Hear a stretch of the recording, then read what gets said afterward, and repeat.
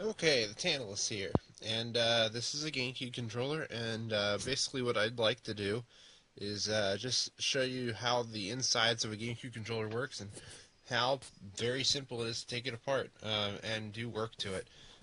This is something I've been doing on the controllers I have. You'll see them at Rescue this weekend.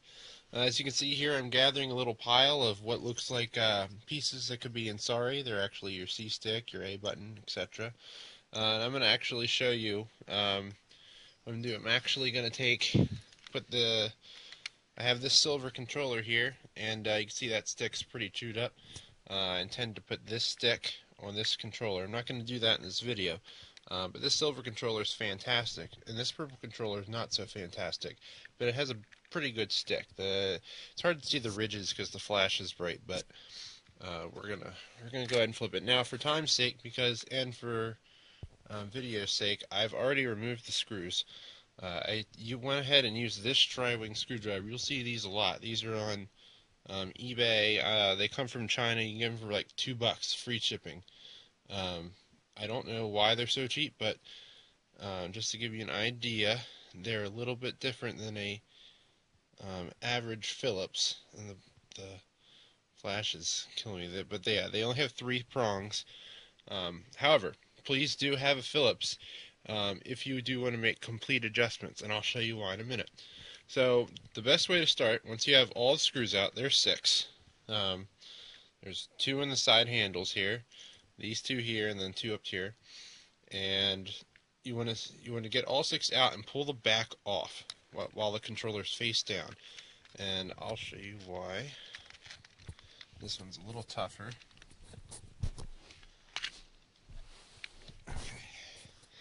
So when I take the back off here, see the motherboard's still face down. So if you took it off the other way, everything would kind of fall out.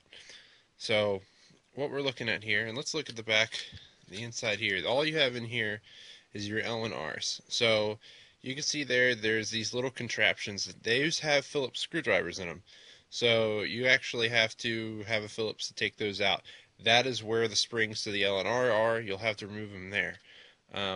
A word to the wise: if you take the springs, the camera out of these buttons, make sure when you put the buttons back on, they match up with these 2 little sliders right here. Because if they don't, they'll lay on top of the sliders. Like imagine if the sliders are at the bottom here, and you try to put it back in, they'll hit, and then when you hit L and R, they'll kind of pop the buttons, or they'll get stuck down. Neither of which you want. Now this controller obviously has been opened to maybe ever. It has like a cat hair in it and some other things. You can see how this is laid out. The board here, and then that little. All controllers have that little bracket that snaps in, and then the loop goes around that little pivot right there. The Z button's up here, and I actually need the Z button because I have another silver controller with a sticky button. So what you can actually do is, try and do this without too much trouble with one hand, is this board will just come out once you get the top loosened up here. And this controller's been a little stiffer than most. Okay, and if you didn't already know, here's the rumble pack here. The rumble pack is odd because believe it or not, all controllers aren't wired exactly the same. Some have different color wires, some have a little bit different.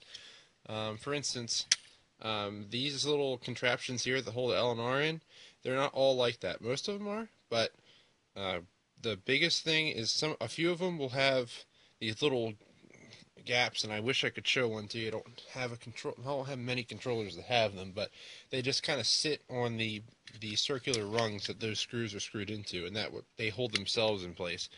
I think it's on the older controllers only, but if you wanted to remove the rumble, you could just rip it out. There's the 2 pins that hold it together, and let's flip the board around.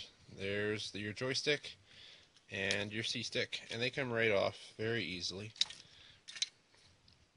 And let's show you the bottom of the stick. Maybe work better with the color for the white one to do it.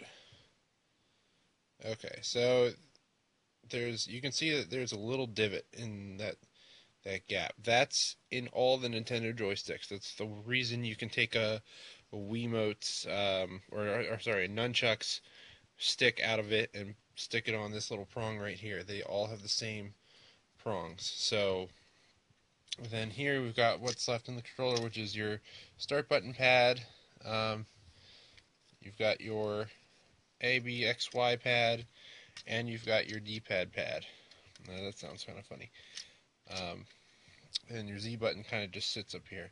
Z button, it literally has this peg that it kind of just sits in the hole, and there's a little slot right here where my top of my finger is, that the little metal pin that sits right in there. And then all the buttons are real specific. They only fit into the proper holes in the proper slot like that, so you can't really just flip X and Y around, that kind of thing. And it's really that simple. You just take it out and dump it out. Once you do this, you can clean out, and you can see dirt commonly gets right here. You can take a tissue. I prefer to use a tissue maybe with some cleaning solution. If you've got permanent marker on your controller and you want to get it off, or something that's kind of permanently stained it, there's a it's called Goo Gone, I believe. I think it's orange that you'll want to get. So just to give you an idea, I just wanted to give you an idea of this inside the controller. I also took apart a Wavebird, and I wanted to show you the difference. A gray Wavebird has some special buttons. And okay, so this is the X button that you would see in just about every controller, and this is the X button you would see in a Wavebird. It's actually white, it's not gray. So if these parts, these XY parts, are actually going to be for sale at Rescue this week, if you'd like to get them. So this is a lot of these parts. I'm going to have button pads, I'm going to have D-pad pads, I'm going to have start button pads if you feel so inclined. I probably won't have many control sticks. I might have one or two, but not many. I will have C-sticks here, and I'll have D-pads if you want them, and any other buttons. What was that? I'm not sure what this thing is. I'll figure that out later. And I'll have the A, B, X, Y. Oh, what was the other thing? So, oh, and start buttons. They're very tiny. So, that's pretty much it. I've got a boatload of controllers for sale. So, come check it out. Rescue this Saturday. I'll have, oh yeah, and I'll have these motherboards for sale, actually. The chances, if you want a motherboard, it's probably not going to be the best one. That's where I got them from. So, just giving you a heads up now, but if you're better than nothing, so if your controller's having a problem of some kind. I will have these damaged control sticks for sale if for some reason you feel like you'd want one. Hi, kitty. So that's it. I will see you on Saturday.